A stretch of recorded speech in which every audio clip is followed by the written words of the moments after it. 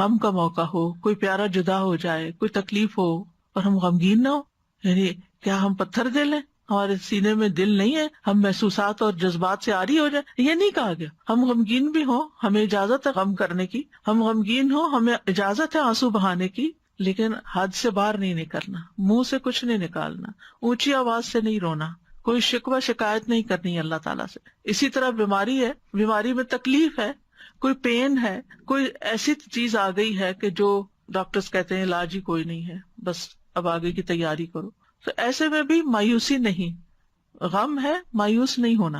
تو آپ دیکھیں کہ اللہ کے انبیاء جو ہیں وہ تکلیف کے موقع پر تکلیف محسوس کرتے ہیں لیکن اللہ ہی کو پکارتے ہیں. حضرت یعقوب علیہ السلام کو آپ دیکھیں کہ کتنے سال ایک تکلیف میں حضرت یوسف علیہ السلام کی جدائی میں مبتلا رہے، لیکن مایوس نہیں ہوئے ایک دن کے لیے بھی. جب بنیامین بھی وہاں رہ گئے تو کیا کہتے ہیں، امید ہے کہ میرا رب سب کو ہی لے آئے گا. سبحان اللہ.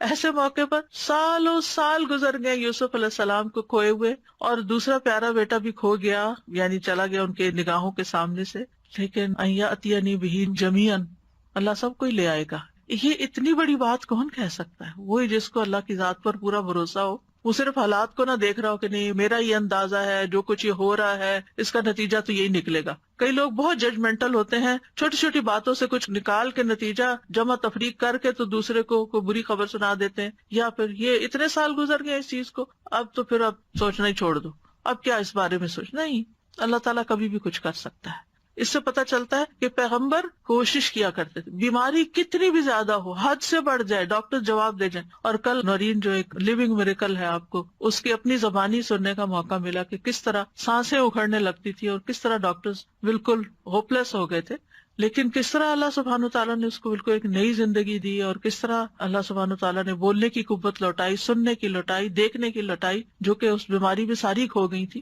تو اللہ تعالیٰ کچھ بھی لوٹا سکتا ہے. اس لیے بیماری کتنی بھی شدید ہو کبھی بھی مایوس نہ ہو، مایوسی نہیں، امید رکھیں میں ٹھیک ہو جاؤں گی، انشاءاللہ ٹھیک ہو جاؤں گی. اور اگر اللہ کی تقدیر نافذ ہونی ہے تو ایک دن تو نافذ ہونی ہے، ایک دن تو دنیا سے جانا ہی ہے، اور سبھی نے جانا ہے.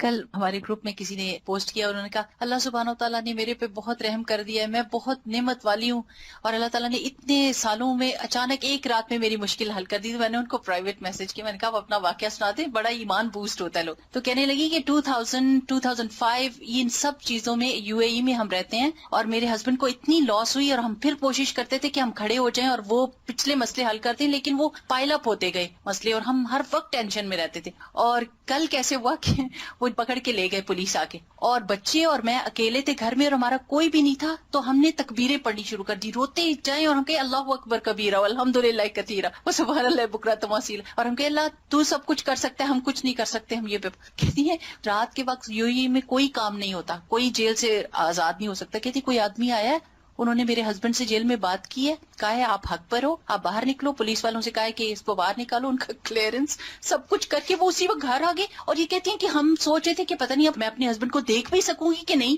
اور ہم اس سوچ میں تھے، اور اللہ سبحانہ و تعالیٰ نے وہ تکبیریں جو ہم نے کہی اور تسبیح کی کہ اللہ بڑا ہے نا، اس یقین کے ساتھ کہ ٹھیک ہے قانون ہے، سسٹم ہے، نظام ہے، جیل ہے، پولیس ہے، سب کچھ ہے، لیکن اللہ سب چیزوں سے بڑا ہے نا، اس یقین کے ساتھ کہ اللہ ہی سب سے بڑا ہے. تو اللہ سبحانہ تعالیٰ کو اگر انسان بڑا سمجھ کر اس کے آگے جھکتا ہے تو اللہ تعالیٰ ضرور سنتا ہے.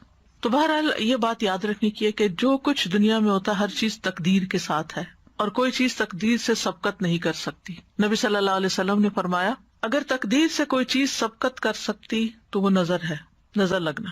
ہماری عمر، رزق، عمل سب کچھ تقدیر سے ہے. آزمائش کا آنا بھی تقدیر سے ہے. حسن بصری کہتے ہیں بے شک اللہ تعالیٰ نے مخلوقات کو پیدا کیا تو ان کے ساتھ ہی ان کی تقدیر کو بھی بنایا. ان کی عمروں کو تقدیر کے مطابق تقسیم کیا، ان کے رزق کو تقدیر کے مطابق تقسیم کیا، اور آزمائش اور صحت اور تندرستی کو بھی تقدیر کے مطابق تقسیم کیا.